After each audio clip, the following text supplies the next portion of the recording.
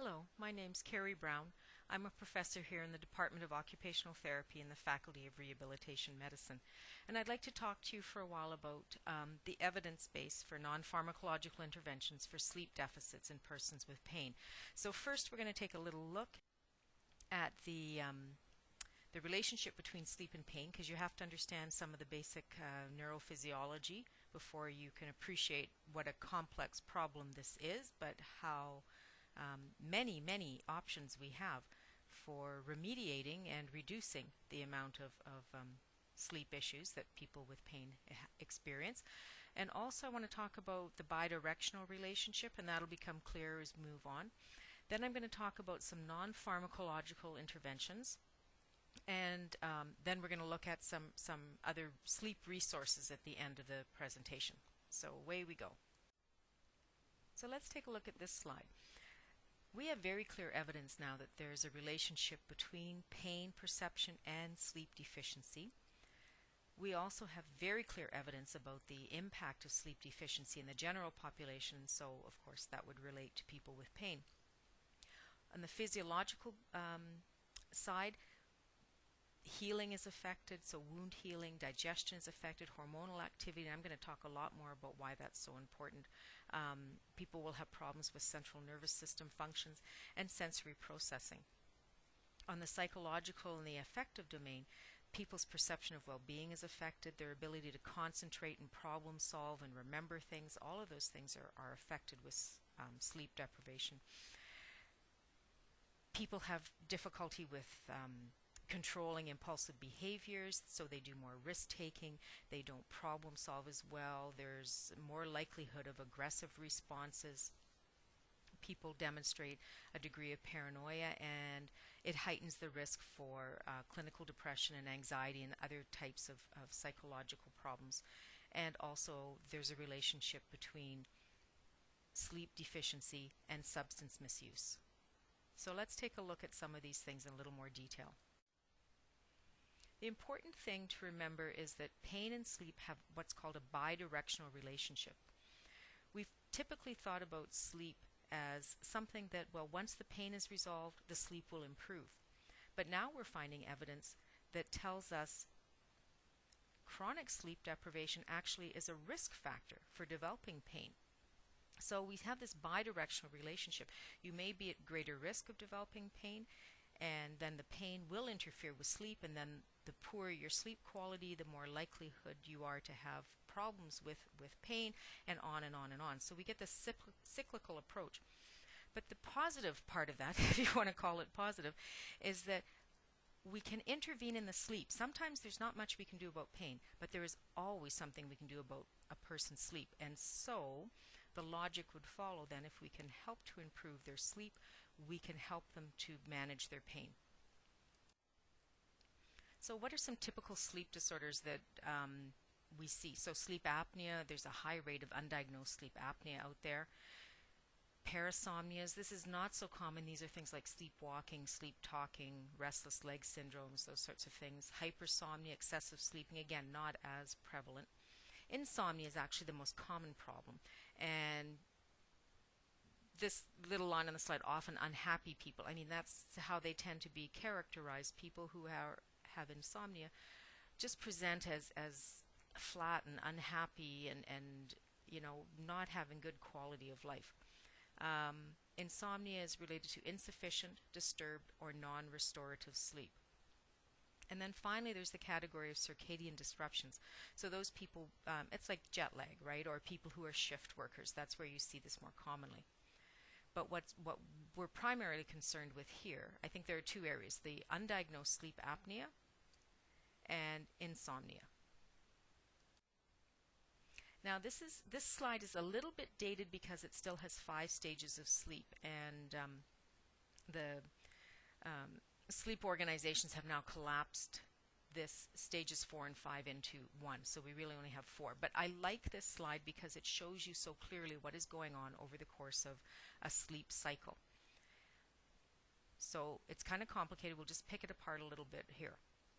When you go to sleep, it's very light sleep to begin with, right? You just sort of twitching, your head's nodding. That might be what you're doing right now as you're listening to this, but you come awake very quickly. You sort of startle awake. So that's stage 1. And your muscles start to slow down a little bit, and you have some little twitches and stuff.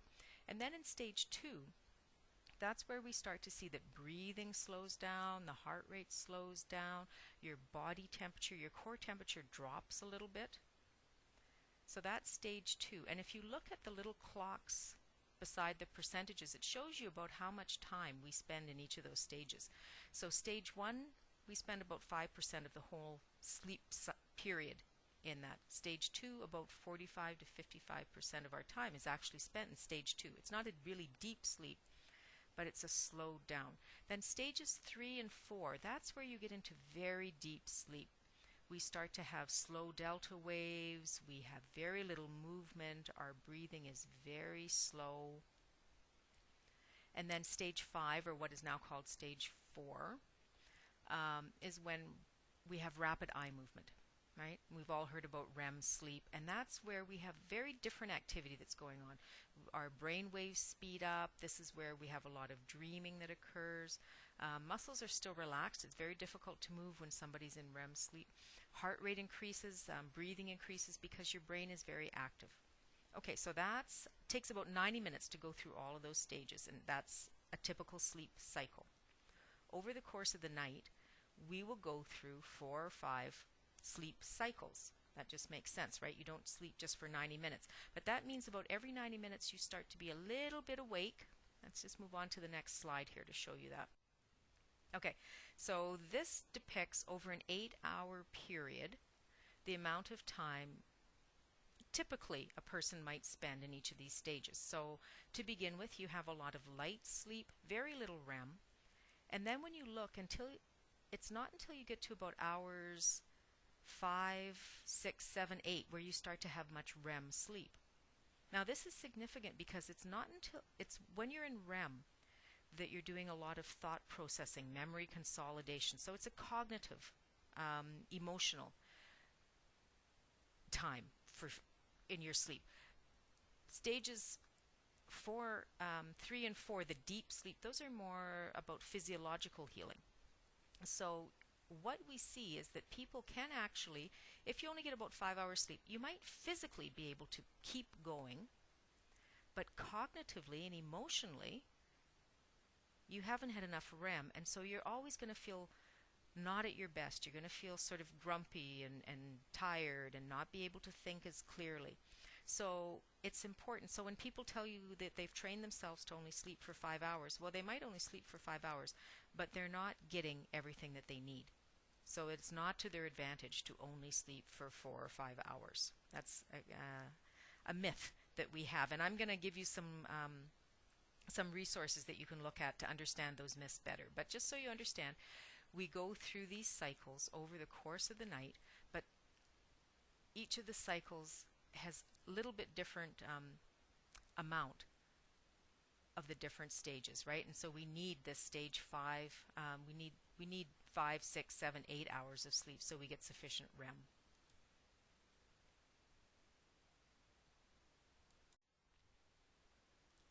Okay, so sorry, but we're going to have to do a little bit of neurophysiology here. Homeostasis is mediated by neurotransmitters, you all know that, and by hormones. So hypnogenic substances like adenosine, serotonin, and melatonin are primarily regulated in the hypothalamic pituitary adrenal axis. Now you should all be going, oh wait, HPA axis. I have heard that somewhere before, right? In your pain readings, you've heard about the importance of the HPA axis, and we're seeing similar types of relationships going on in sleep. There are light-dark receptors in the eye, and they play a critical role in circadian regulation. So the amount of bright blue spectrum light that we perceive at different times of the day is very important. The other thing that's important, not to quite the same extent, are things like temperature and sound. Okay, so physiologically sleep press, that's what it's called when your body builds up a certain amount of neurotransmitters and hormones that induce a sleepy state. They build and build and build over the course of the day for a variety of reasons, and then you have what's called sleep press. But sometimes that sleep press can be out of sync with environmental demands. And sometimes we can modify it through things that we shouldn't be doing, like the amount of light exposure we have, and I'll talk a little bit more about that.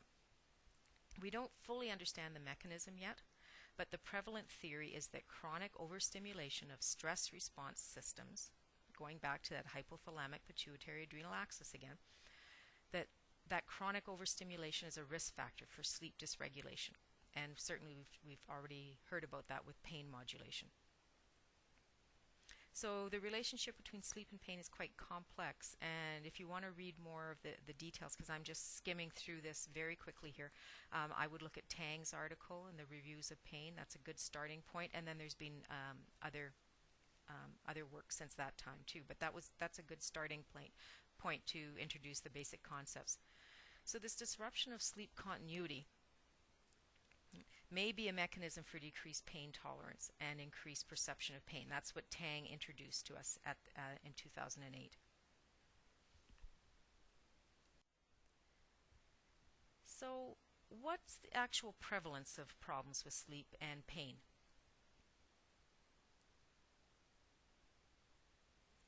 (50% to 80% of people with chronic pain report some kind of a sleep problem. And usually they talk about it takes a long time to fall asleep. I don't sleep very long. It's short little chunks. I wake up a lot. In lab studies, they found reduced slow wave sleep and an increased intrusion of fast wave alpha activity, right? So more REM types of, well, not even REM, it's just short wave activity that is indicative of a lighter sleep. Positive correlations between sleep problems and self-reported pain severity and sleep deprivation has been found to enhance pain sensitivity in well adults. So we could make the stretch and say it's likely that it increases pain sensitivity in persons who are already experiencing some form of physiological event. Poor sleep is considered a significant stressor. It increases anxiety. We see a relationship between anxiety, depression, maladaptive use of sleep as a coping mechanism in those conditions, right? People who just stay in bed or try to sleep to avoid what's going on. Prevalence of sleep in general patients is about 20% in the patient population overall. It goes up to 90% in those persons with pain. That's self-report. And then when we look at prevalence in standardized assessment, it comes in around 53%. So you're fairly, you'd be fairly safe to assume or to make sure to check out that with all of your patients who come to you with a pain condition, because there's a high likelihood that they are also experiencing some kind of sleep problems. There have been studies that have found that insomniacs are at a higher risk of chronic pain. That's that bidirectional relationship I talked about before. Poor sleep means you're more likely to have pain. And of course, if you have pain, you're less likely to sleep very well. Then there are these overlapping risk factors, and this is interesting, right? That the literature is showing us that some of the risk factors for chronic pain and some of the risk factors for sleep problems are the same. So inactivity, high weight, substance misuse, depression, some of those factors. Similar findings have been demonstrated in depression. And it was interesting, this study by O'Brien, they found that when they did interventions addressing sleep in people with depression, who also had chronic pain, they found that it actually had an effect, right? So this is why I'm talking about when you have these bidirectional relationships, you actually have a whole new area that you can start to intervene in, and it may be very, very successful when you feel like you're not getting anywhere with your typical pain interventions. Here's another study just to bring home some of the seriousness of what we're talking about. 1 night of total sleep deprivation promotes a state of generalized hyperalgesia. Okay, so this research group found that sleep deprivation increased people's likelihood of feeling pain. So going back to that bidirectional relationship, and they've also found, they've done some of these studies in both adolescents and children. So again, these references are at the end. We don't have time to talk a lot about them here, but I would encourage you to go and take a look. I like to encourage people to use a systems approach to understanding pain and sleep. And by that, I mean, if we understand pain as a biopsychosocial event, and sleep is also a biopsychosocial event, right? That means that your environment affects how you experience pain, your social forces, your cognitions, your learning, your belief, as well as the biological. All of these things affect pain, but it's the same thing with sleep. What we believe about sleep, what we've been exposed to during our lives, the habits and the patterns that we have, what our friends tell us to do. Come on, let's go have coffee. You can sleep, sleep when you're dead is a kind of a popular social belief now. So if you look at a biopsychosocial model and you put it into a systems perspective, because we understand that these things, all of these elements interact, and that means that the whole will always be greater than the sum of the parts. Very interactive. It's non-linear. That means that A plus B is not necessarily going to equal C. Right? There's not a lot of predictability because, as you know, when you work with people who have pain, they are not all the same. They can have the same presenting circumstances and the same presenting conditions, and yet the outcomes will be different. And it's the same thing with sleep. And that's because of that whole socio-cultural, cognitive elements that are quite idiosyncratic, right? They're individual. So your inputs and your outputs in a non-linear system can be very disproportionate, which, just to take that apart means that sometimes a very small thing can have a very big effect, right? A lot of you have likely looked at that book, The Tipping Point, Gladwell, and it's the same kind of a situation here. We don't know where that tipping point is going to be, and it might only be one tiny little grain of sand that moves the system either positively or negatively. Right? So small interventions are important, and you should never discount those. And I use this analogy of rats and mussels, right? So in a complex system, a little nudge can have a big change. So these two pictures, if I was in the classroom with you guys right now and I had a little tiny mouse and I just let him loose in the classroom, I'd likely get a lot of energy and activity and all kinds of things would happen. So that's a little teeny tiny thing that had a great big effect. But if I was this little guy and I'm trying to push that car and I'm giving it all I can, it's a big push, I'm not getting anywhere. All right, so little tiny things can have a big effect. You don't always have to wait for the big, it's not a big intervention. Let little things add up. Just to go back a little bit into some of the literature. Now this book's getting a little dated, but it has some excellent foundational material in it. It was put out by the International Association for the Study of Pain back in 2007, and then they revised it for 2009. So Sleep and Pain, I would recommend that to people who are interested in this area, and everybody should at least, have a good look through. You're seeing more and more research studies and journal articles now about the relationship between sleep and pain, and really I can only stress how important it is to pay attention to that. Sleep is very low-hanging fruit. By that I mean it's very accessible. There are many things we can do, and our patients love to talk about sleep. Sometimes they won't want to talk about their pain, but most people are very happy to talk about sleep. So when I'm stuck and I'm not making any headway in the area of pain or helping people exploring that with my patient, we can talk about sleep, and I know that it's going to have some positive effect on their pain experience. So that whole systems approach that I was talking about, right? Sleep is a system, and it's composed of biological forces, our beliefs and our values, social forces, the outcomes and behaviors of what we do as well, right? Because if I'm sleep deprived and then I'm cranky at work and then I have a fight with somebody and then I go home and I can't sleep because I'm worried about what happened there, this is all intermeshed. People respond to us differently. This is all, you see how all these parallels that are going on between pain and sleep. And then there are environmental forces in this system, and that's where rehabilitation therapists have a lot of opportunity to intervene. Things like light, temperature, and sound. Those are the three big environmental forces that we can help people make modifications with. And they should never be discounted because that's basic physiology. And if we can attend to the basics, to the low-hanging fruit, everything else is going to be built on a better foundation, right? You're going to have a stronger foundation for all of your other interventions.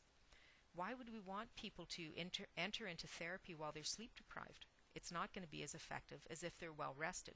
So let's look at, it's the same thing as trying to do therapy with somebody who's hungry. Why would you do that? You want people to be at their optimum, to be as resilient as possible so that they can benefit the most from your intervention. Okay, so let's not neglect that low-hanging fruit. How to assess? Well, I guess my rule of thumb is we should ask everybody, are you having any trouble with sleep? Does sleep do you wake up feeling alert or do you wake up feeling kind of groggy? There's lots of sleep assessment tools out there that are accessible to rehab therapists and to other healthcare providers. You don't have to go to a sleep lab. Actigraphy, there are sleep actiographs, and certainly the cost of them now are getting they're very reasonable. A lot of rehab clinics can afford that equipment. There's apps that you can use, not as scientific and not as reliable, but still they give you some good, useful information. The Pittsburgh Sleep Quality Index is available. There are other ones, and if you follow this link, it takes you to some other sleep instruments that are in the public domain that are quite widely used. And the same with the Epworth Sleepiness Scale. Now that's for daytime. How sleepy do people feel during the daytime? This is a link to and if you have time, you should pause right here now and follow these links. Go to the CBS 60 Minutes documentary about the science of sleep, and it is fascinating. It doesn't take very long to watch, but you learn so much about why this is important and how it takes such a significant and negative toll in people's lives and their functional abilities. They go through a number of the risk factors. I can't speak highly enough of it. And I also use it with patients, sometimes as homework. Go away, take a look at this, or we sit together and we look at it, and they can identify, yeah, that's me, that's what's happening for me, right? So it's a way to engage. Some of these resources are excellent for helping you engage with your patients and your clients. Okay, so I'm sorry this has been such a zoom through the whole background, but we're running out of time, and I just want to talk now about the non-pharmacological sleep interventions.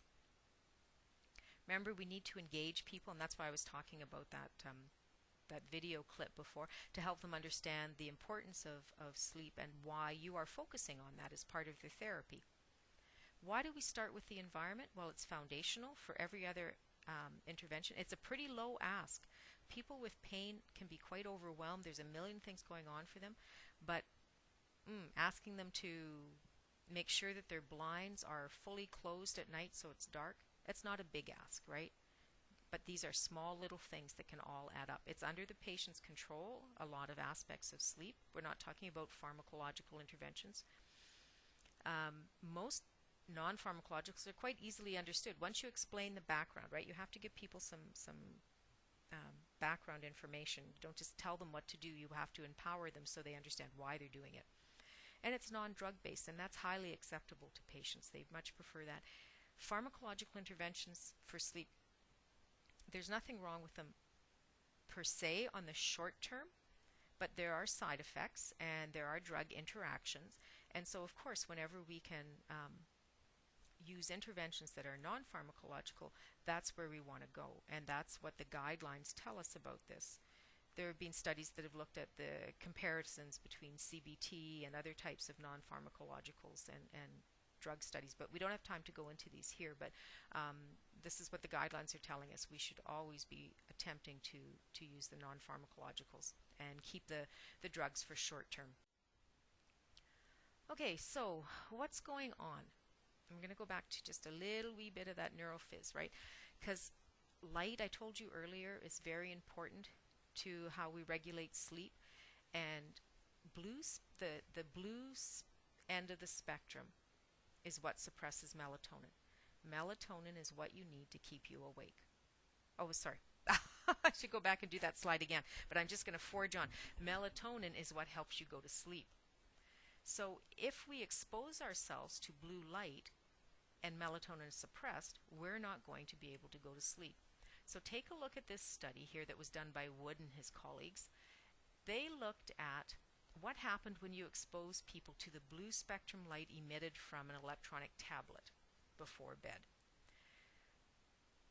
Those people, their melatonin was significantly suppressed, and that suppression lasted for more than an hour. It lasted for a long period of time. So you can't be using a tablet in the hour or 2 hours in the run-up to going to bed if you want to be able to be at your optimum for going to sleep.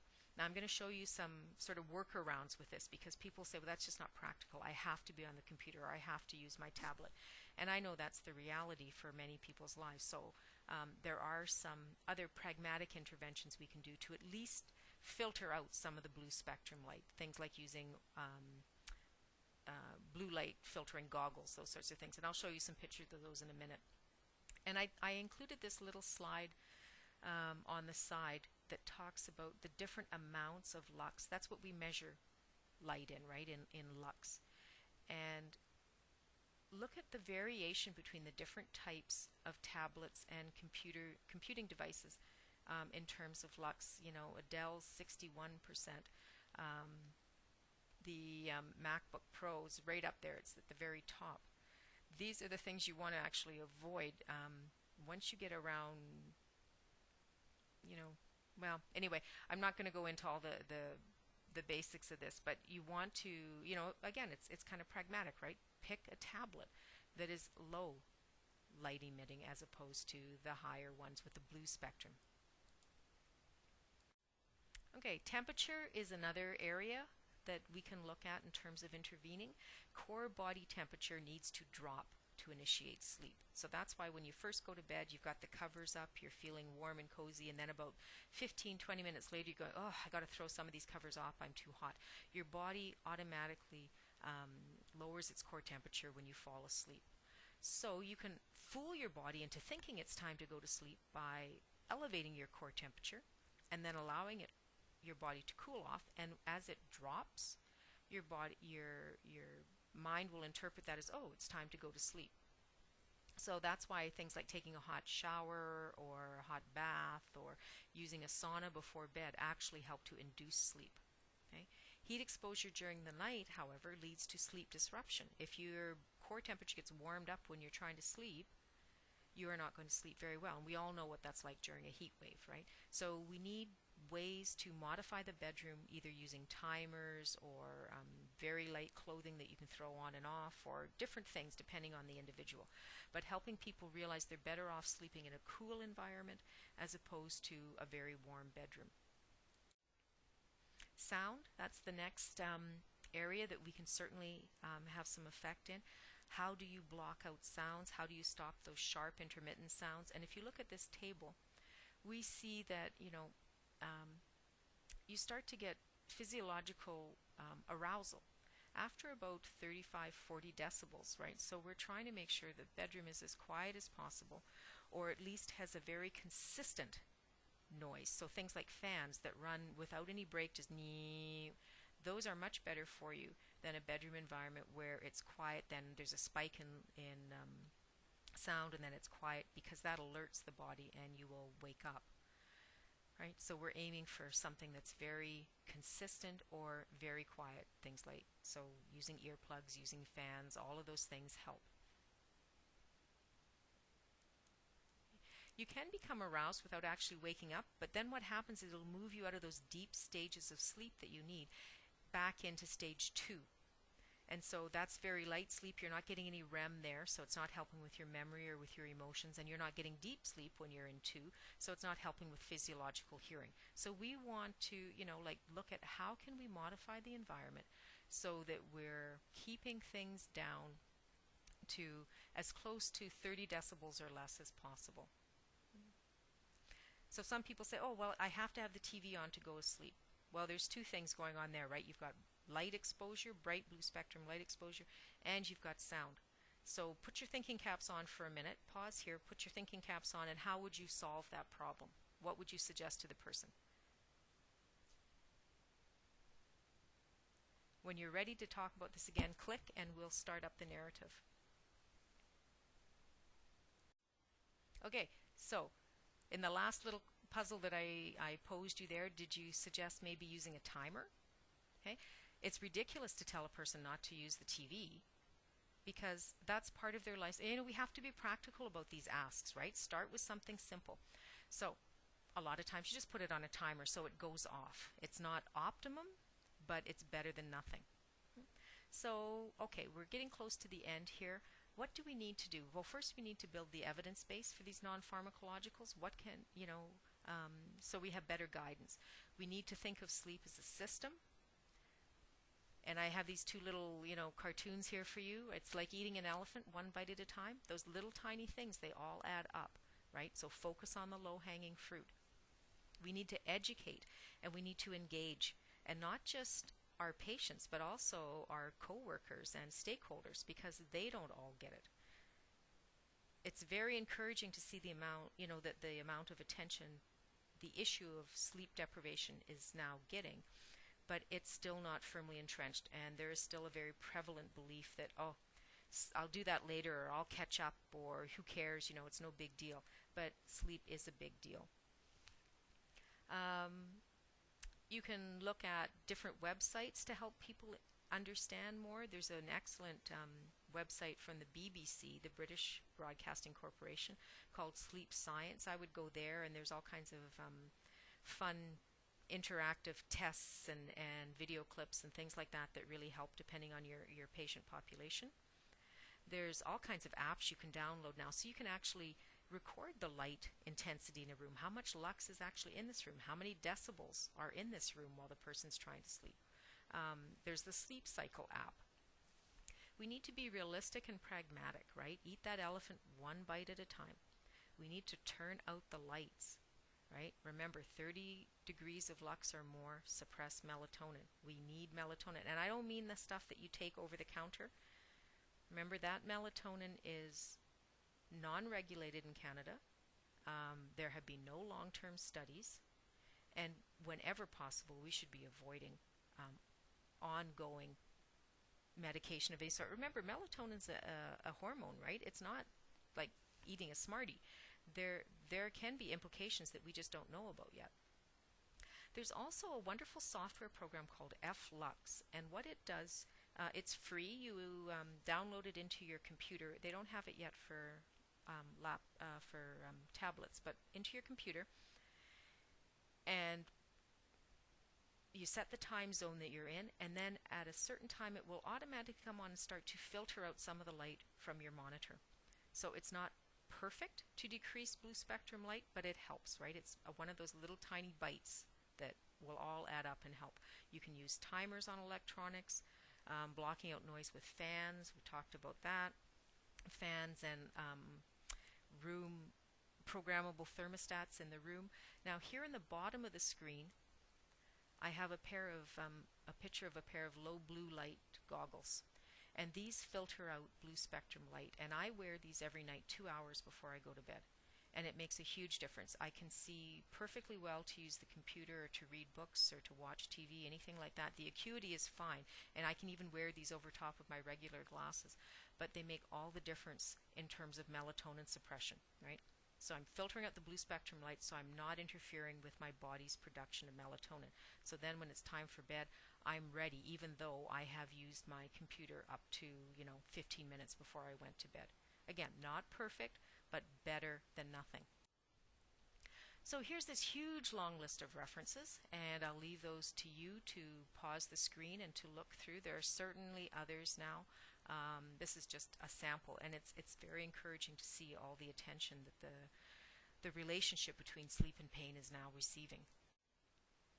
Here's some more, and also some assessment resources. If you go to Sleep Clinician, there are a number of questionnaires and assessment tools you can download, some information about interventions, and here are some of these resources for education and engagement that I was talking to you about. So here's the URLs to link you into them.